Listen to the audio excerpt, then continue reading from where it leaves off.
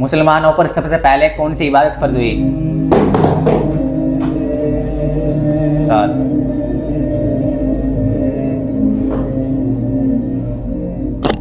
जवाब नमाज।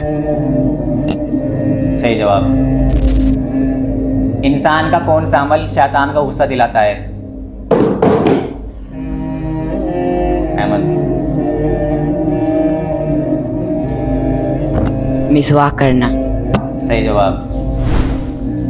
वो कौन से गुनाह है जिसे अल्लाह ताला माफ नहीं करेगा? अबू ज़र। जवाब शिर्क। सही जवाब। सेव कर ले भाई।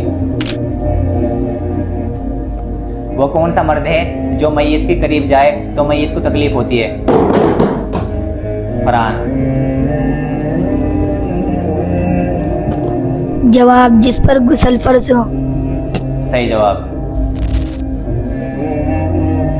हज़रत मोहम्मद सल्लल्लाहु अलैहि वसल्लम ने किसकी बद्दुआ से बचने की तलकीन की थी? 7। जवाब मजलूम की। सही जवाब।